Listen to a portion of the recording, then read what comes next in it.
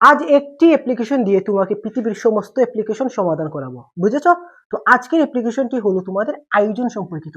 আয়োজন সম্পর্কিত যত ধরনের অ্যাপ্লিকেশন আসুক না কেন, এই একটা ফরম্যাট যদি তুমি ফলো করো তাহলে সব অ্যাপ্লিকেশন তুমি সমাধান করতে পারবে, বুঝেছো?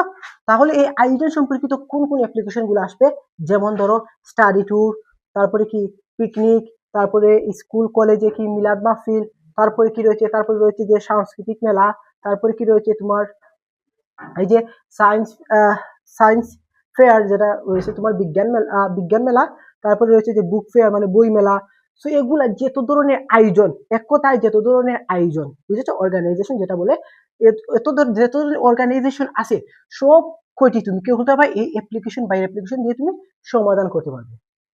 ব্যাপারটা বুঝেছো? তাহলে চলো আমাদের এই অ্যাপ্লিকেশনটা শুরু করি। তার আগে তোমাকে একটা কথা বলি, এই যে আজ আজ কি সম্পর্কিত রয়েছে, আয়োজন সম্পর্কিত বা এই নির্মাণ সম্পর্কিত যে অ্যাপ্লিকেশন আছে না, একটা দিয়ে যেভাবে সবকটি নির্মাণ সম্পর্কিত সমাধান করা যায়, এই অ্যাপ্লিকেশনটা কিন্তু বাইরে কি করেছি দিয়েছি, তুমি চ্যানেলে গিয়ে দেখবে তুমি পাবে। এখন তো চলো আমরা ক্লাসটি শুরু করে দেই।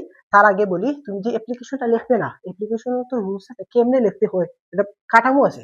তো কাঠামোটা হলো প্রথমে এই যে দেখো, প্রথমে লিখতে হয় কি, প্রথমে লিখতে হয় ডেট। কি লিখতে হয়? ডেট। যে ডেটটা আছে তুমি ডেট দিবা, তারপরে কি দিবা? ডেট, তারপরে মান্থ, তারপরে কি দিবা? Years, years. ওকে, তারপরে কি রয়েছে? The principal. যদি তুমি স্কুলের স্টুডেন্ট হয়ে থাকো আর এই ভিডিওটাই দেখো, তাহলে তুমি দিবা the headmaster. By the way, তুমি যদি এই অ্যাপ্লিকেশনটা তুমি চাও কিসে, এই যে কোনো কোম্পানি ক্ষেত্রে ইউজ করতে, তাহলে তুমি দিবা দ্য ম্যানেজার, বুঝেছো? তো এখানে দিয়েছি আমি কলেজের জন্য এই অ্যাপ্লিকেশনটা বানিয়েছি মূলত। সো কলেজের জন্য হলে মূলত সবার জন্যই, এটা প্রয়োগ করলে সবার জন্যই হবে, জাস্ট একটু বুঝতে হবে। তো এখানে দিয়েছি দ্য প্রিন্সিপাল, কলেজের ক্ষেত্রে দ্য প্রিন্সিপাল। তারপরে দিয়েছি যে name of your college, name of your college, এই জায়গায় দিতে পারবে তুমি নেম অফ ইয়োর কি, নেম অফ ইয়োর স্কুল, অথবা নেম অফ ইয়োর কি, নেম অফ ইয়োর কোম্পানি, মানে তুমি যে কোম্পানি আচ্ছা এই কোম্পানিও দিতে পারবে। তাহলে এতটুকু ক্লিয়ার। তারপরে দেখো লেখা আছে যে অ্যাড্রেস। এই যে অ্যাড্রেস, অ্যাড্রেস কি, অ্যাড্রেস মূলত এই যে তোমার এখানে কলেজ না, কলেজের যে ঠিকানাটা রয়েছে এই ঠিকানাটা দিবা, অথবা স্কুলের ঠিকানাটা দিবা। ব্যাপারটা বুঝেছো? স্কুলের ঠিকানা দিবা, অথবা আমি যে বলেছি কোম্পানি, তোমার কোম্পানি যে এখানে পড়েছে সেই ঠিকানাটা তুমি এখানে আলতো করে লিখে দিবে। ব্যাপারটা বুঝেছো? তাহলে আমাদের এই এতটুকু ক্লাস, বুঝেছো? এখন আমরা পরে চলে যাব। তুমি যে অ্যাপ্লিকেশনটা লিখবে না, এটা কিসের সম্পর্কে অ্যাপ্লিকেশন লিখবে? এটা সম্পর্ক আছে না, অ্যাপ্লিকেশন তো এটা সম্পর্ক আছে। আজ আমাদের সম্পর্ক কি, আজ আমাদের অ্যাপ্লিকেশন সম্পর্ক হলো আয়োজন। কি? আয়োজন। আজ আমরা আয়োজন সম্পর্কিত অ্যাপ্লিকেশন ট্রাই করব, একটা দিয়ে পৃথিবীর সমস্ত অ্যাপ্লিকেশন ট্রাই করব। তো এখানে দেখো আয়োজন। এখন দেখো তারপরে রয়েছে সাবজেক্ট, মানে ভাই কি দিয়েছি, ভাই দিয়েছি এসইউবি। তুমি চাইলে কি তুমি চাইলে এটা সম্পূর্ণ দিতে পারো, এসইউবি জিইসি সাবজেক্ট দিতে পারো, বাট ভাই সংক্ষেপে দিয়েছি, ইনশর্ট ভাবে এসইউবি দিয়েছি। তুমি এসইউবি দিয়ে ট্রাই করতে পারো, এটা সারে বুঝবে।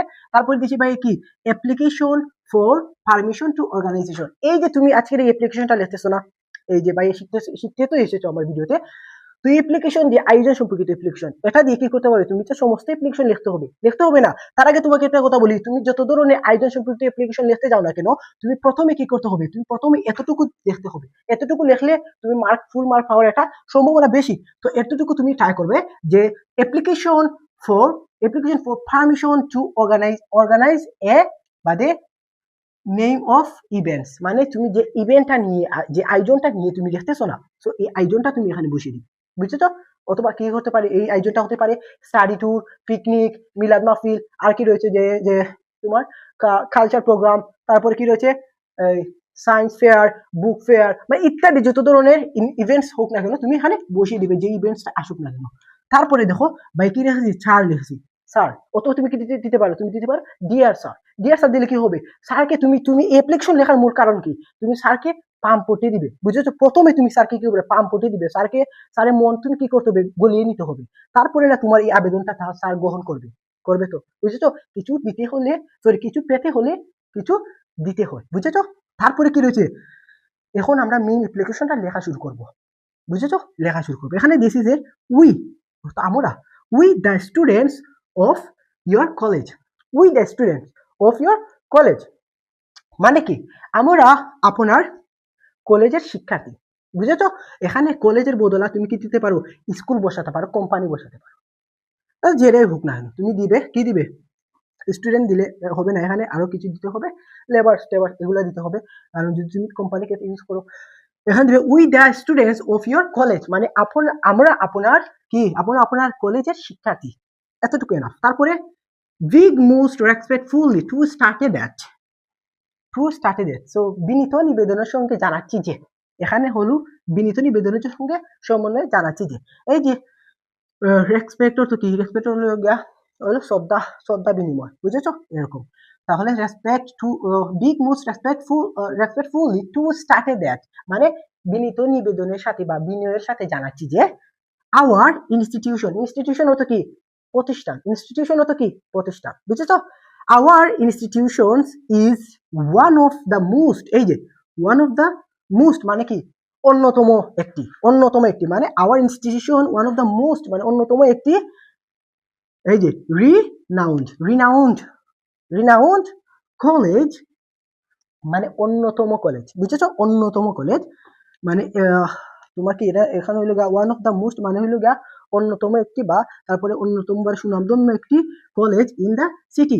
এর মানে কি, এর মানে হলো আওয়ার কলেজ মানে আমাদের college one of the most renowned college in the city, মানে আমাদের এই যে কলেজটি সেটা হলো আমাদের সিটির মধ্যে অন্যতম একটা বিখ্যাত কলেজ, বুঝেছো ব্যাপারটা। তাহলে এতটুকু আমাদের কভার হয়ে গেল।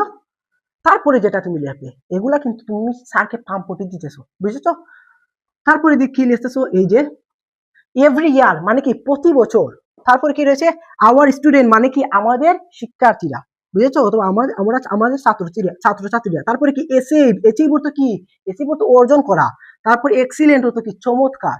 এখানে আছে প্রতি বছর আওয়ার স্টুডেন্ট আমাদের ছাত্রছাত্রীরা অ্যাচিভ মানে অর্জন করে, তারপরে কি এক্সিলেন্ট মানে চমৎকার, তারপরে কি রেজাল্ট মানে ফলাফল, ইন দ্য পাবলিক এক্সামিনেশন মানে আমাদের শিক্ষার্থীরা কি করে প্রতি বছর ভালো ফলাফল বা চমৎকার ফলাফল অর্জন করে, কি ইন দ্য পাবলিক এক্সামিনেশন মানে পাবলিক এক্সামিনেশনে, ক্লিয়ার।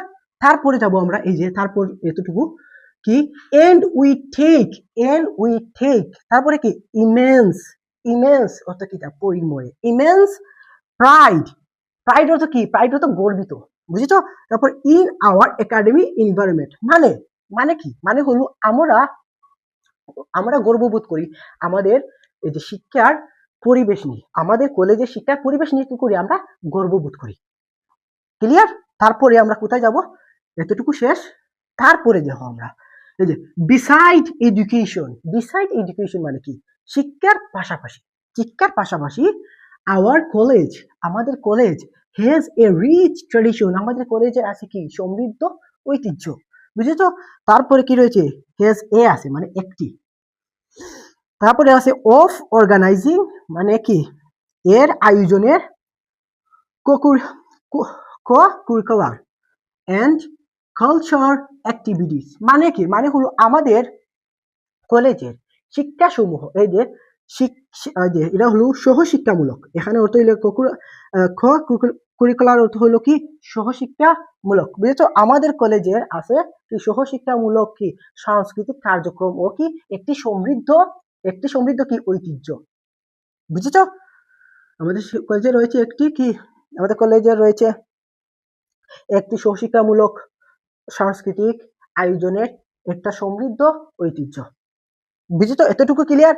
তারপরে কি রয়েছে যে এখানে রয়েছে ইন কিপিং দিস ট্রেডিশন মানে কি, মানে হলো এই যে ঐতিহ্য, এই যে ইন কিপিং দিস ট্রেডিশন মানে কি এই ঐতিহ্য বজায় রাখতে দা স্টুডেন্ট মানে শিক্ষার্থীরা আর হাইলি